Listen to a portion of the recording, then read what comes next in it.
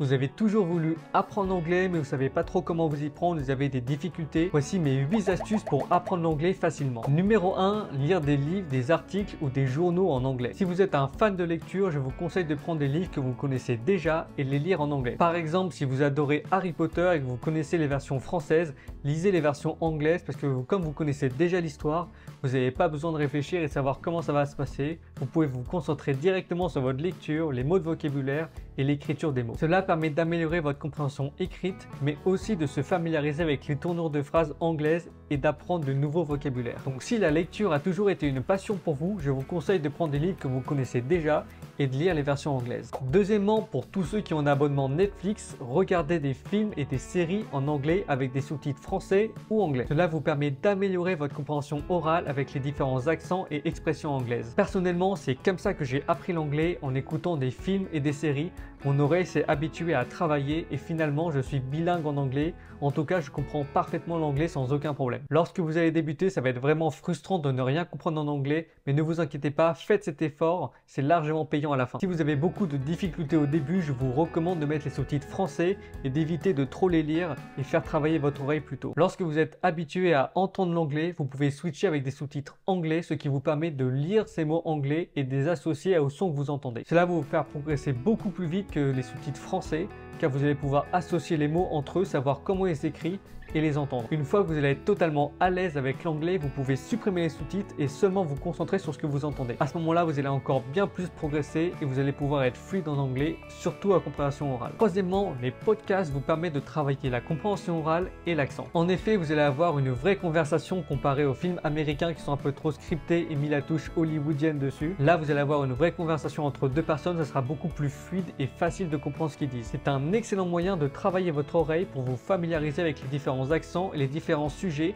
et d'apprendre du nouveau vocabulaire. Quatrièmement, vous pouvez suivre des cours en ligne ou dans une école spécialisée. Grâce à Internet, il y a énormément de plateformes en ligne qui se sont développées, ce qui vous permet d'avoir des cours d'anglais un peu quand vous souhaitez. En plus, vous pouvez avoir pour tous les budgets et différentes time zones en fonction d'où vous êtes dans le monde. Si vous préférez être directement en présentiel et suivre avec un professeur, je sais que l'école polytechnique propose des cours d'anglais pour environ 55 $ pour une session, soit 4 mois. Ce prix est vraiment abordable et est réservé aux étudiants de la communauté polytechnique, mais c'est certain que votre école doit proposer des cours similaires pour un peu le même prix. Donc vous pouvez vous renseigner sur ce qui se fait autour de votre ville, il y a certainement des cours d'anglais proposés pour vous aider. C'est certain que les cours d'anglais est un excellent moyen d'améliorer votre anglais de manière structurée et efficace avec un professeur qui vous donne des conseils. Si pour le moment cette vidéo te plaît, n'hésite pas à t'abonner à ma chaîne YouTube et à activer la cloche et les notifications pour ne rien rater des prochaines vidéos, et partager cette vidéo pour supporter ma chaîne YouTube. Cinquièmement, c'est de partir à l'étranger ou de participer à des échanges linguistiques. Si vous avez la chance de partir à l'étranger, que ce soit pour les vacances ou votre école, choisissez un pays anglophone pour pratiquer votre anglais. Par exemple, il y a énormément de personnes qui souhaitent vivre le rêve américain.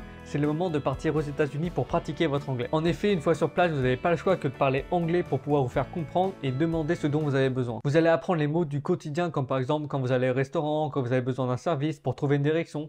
C'est un excellent moyen de pratiquer et de progresser en anglais. De plus, une fois que vous êtes dans le pays, vous n'avez pas le choix que de vous lancer et donc ça va faire progresser votre confiance en soi, ce qui vous permet de progresser en anglais encore plus rapidement, même une fois que vous allez rentrer dans votre pays. Personnellement, je trouve qu'il n'y a rien que mieux que des voyages linguistiques et partir à l'étranger pour progresser en anglais.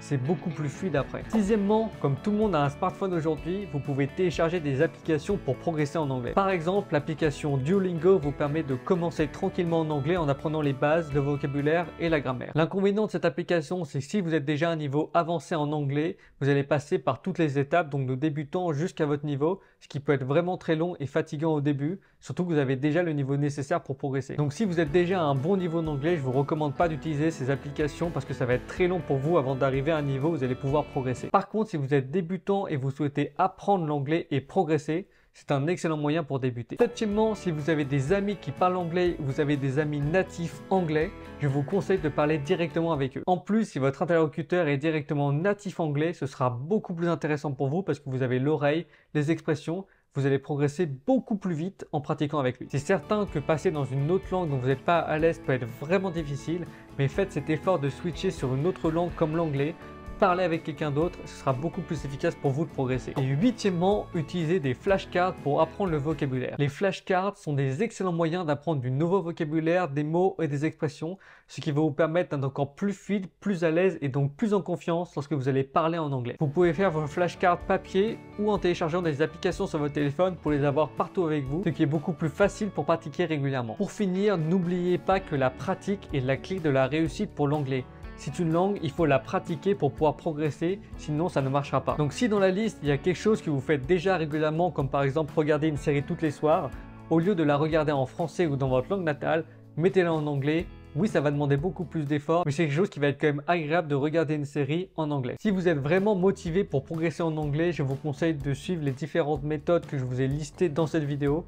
Ça va vous permettre de progresser et d'atteindre un niveau d'anglais satisfaisant. Personnellement, c'est comme ça que moi j'ai appris l'anglais avec ces 8 astuces. J'ai commencé avec des séries en les regardant en anglais en sous-titres français, puis en sous-titres anglais, puis plus de sous-titres, et maintenant je comprends parfaitement l'anglais sans aucun problème. Pour pratiquer, j'aime bien partir à l'étranger ou discuter avec des amis qui sont anglais, ce qui me permet de travailler l'accent et les expressions. Moi aussi je suis passé par là, ne vous inquiétez pas, ça va être très long et très compliqué au début, mais un jour vous allez avoir ce petit déclic, ce qui va vous permettre de progresser énormément en anglais, puis ça va être très satisfaisant à la fin de comprendre et de pouvoir vous exprimer comme vous souhaitez. Et voilà, c'est la fin de cette vidéo sur les 8 astuces pour apprendre l'anglais.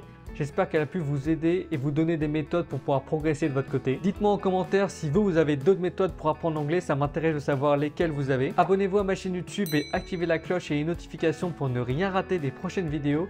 Et partagez cette vidéo pour soutenir ma chaîne YouTube. Et on se retrouve dans une prochaine vidéo. Ciao!